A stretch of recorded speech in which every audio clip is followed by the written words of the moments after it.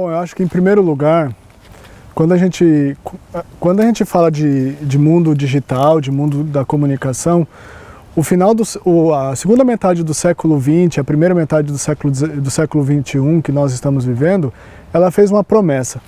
A promessa de que o mundo da informação seria o melhor dos mundos possíveis e que nós, seres humanos, teríamos superado a natureza e que nós estaríamos agora tendo o único problema do ser humano seria o próprio ser humano. E no começo do século XXI, 20 anos depois desse século começar, nós temos um desafio bastante interessante, que são dois, no meu ponto de vista. O primeiro é que a natureza, de fato, não foi superada e nós estamos em meio a ela. Quando nós falamos que uma pandemia viral colocou colocou a humanidade de joelhos, nós estamos dizendo isso, nós somos seres humanos dentro de um contexto e dentro de uma realidade. Então esse é o primeiro ponto. O segundo é que o mundo da razão e o mundo da informação, ele não é necessariamente totalmente benéfico, ele é um instrumento. E isso tem sido mostrado cada vez mais. A internet nasceu com a ideia de democracia, com a ideia de inclusão. Até poucos anos atrás se usava uma ideia bastante curiosa chamada globalização, a grande aldeia global. E o que nós temos percebido hoje é que não basta conhecer, não basta ter muita informação. O que nós precisamos hoje é de filtros.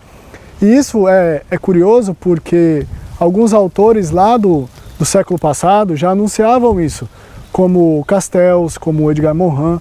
Eles já anunciavam isso, que a escola do futuro é a escola que não apenas transmite conteúdos ou transmite informação, porque a informação está aí, disponível, ela está à nossa mão, mas sim uma escola que é capaz de ensinar critérios, ensinar a selecionar, ensinar habilidades, como se dizia lá na década de 70 e hoje esse discurso está voltando, ensinar competências, como se dizia também nesse período, mas ensinar modalidades de vida. Ensinar como lidar com a realidade.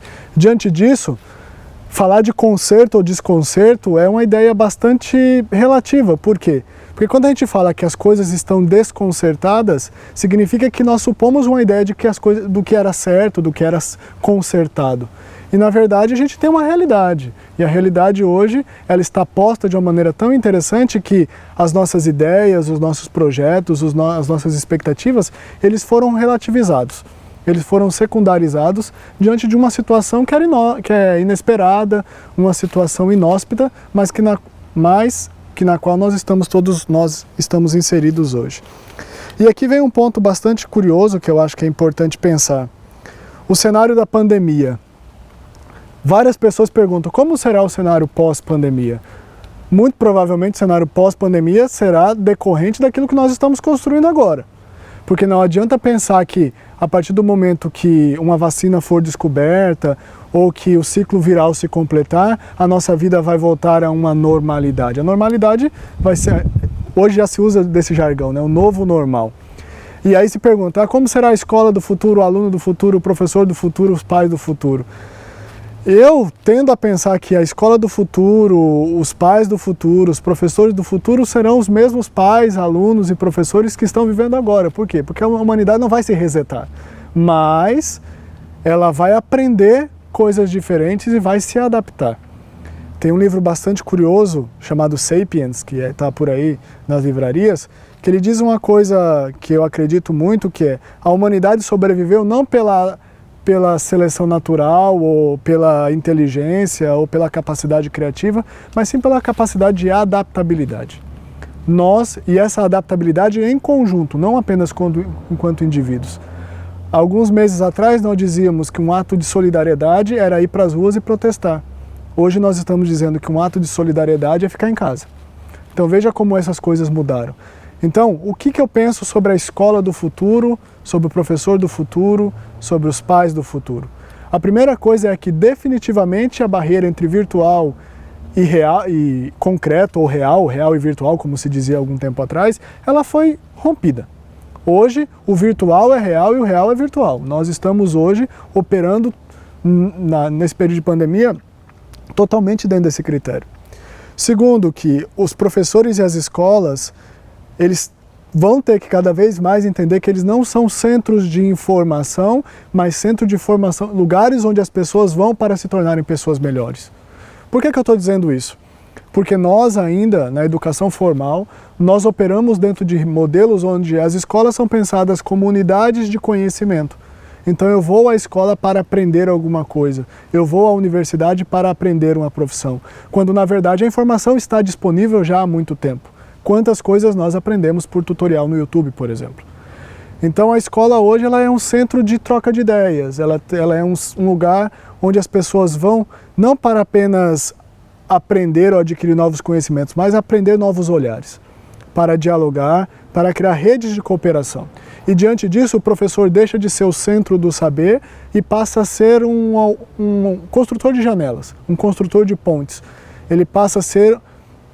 Eu não gosto muito da ideia do professor como facilitador, porque me parece que as coisas já são difíceis e o professor apenas faz um bem bolado mal feito. Não, eu acredito que o professor está ali para oportunizar encontros e entrar em contato com determinado conhecimento, com determinada pessoa, com determinada instituição, é promover um encontro. Então, diante disso, o educador ele tem que apontar muito mais para o significado da vida, o significado do porquê que nós vivemos assim, do porquê que nós temos determinada cultura, determinadas tradições, do que muito mais pelo conhecimento transmitido de maneira aleatória, ou o do educador que fala para si mesmo. Por outro lado, o aluno, principalmente no contexto de Brasil, onde nós temos uma educação bastante tutelada, eu acho que o aluno desses novos dias é o aluno que desenvolve a autonomia. No seguinte sentido, é o aluno que se percebe protagonista da sua própria história. Ele não precisa apenas que o professor ofereça coisas, mas ele instiga e corre atrás desse conhecimento e também instiga o educador a se aperfeiçoar cada vez mais. É uma dinâmica onde ele deixa de ser passivo e passa a ser protagonista literalmente, ele passa a ser o ator principal. Então aí a figura do aluno. No caso dos pais, eu vejo que a grande oportunidade que essa pandemia tem nos ensinado e ensinado aos pais é que os pais precisam se redescobrir como pais. E não apenas como genitores ou progenitores, mas se descobrir como núcleo familiar. E por que eu estou dizendo isso? Porque há uma tendência a delegar para a escola, a delegar para as instituições de educação formal a educação dos próprios filhos. E isso não é responsabilidade apenas das escolas ou apenas das instituições de educação formal. É responsabilidade dos pais redescobrirem essa figura chamada filho e redescobrirem essa figura dentro do seio familiar, independente do modelo de família com o qual nós estamos lidando ou do qual nós estamos partindo. E diante disso, o que eu percebo sobre esses novos dias, esse admirável mundo novo, usando a expressão do Hulix, pós-pandemia? É que se nós não soubermos aprender, se nós não soubermos ter a sensibilidade para deixar um pouquinho de lado os nossos projetos e olhar as oportunidades que estão ainda nascendo, ainda que muito singelas, ainda que muito precárias, nós vamos continuar repetindo os mesmos erros.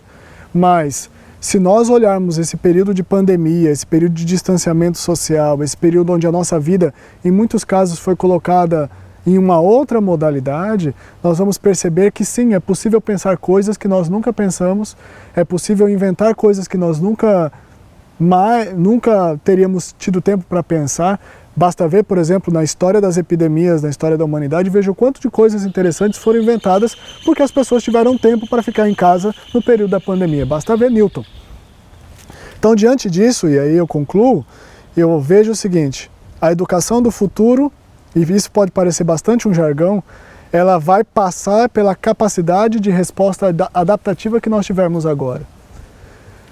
Nós temos na educação formal a tendência muito forte de repetir modelos e de repetir uma frase que é bastante perigosa.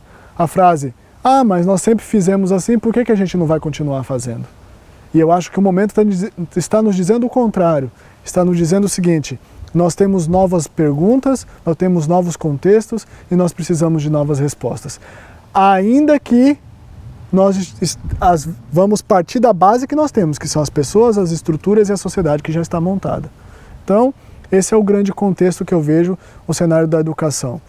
E eu não digo que os fortes sobreviverão, mas eu digo que aqueles que forem mais capazes de resiliência, capazes de flexibilidade, capazes de sensibilidade para olhar o contexto e usar do contexto a favor de um propósito educativo que aponta para o significado da vida.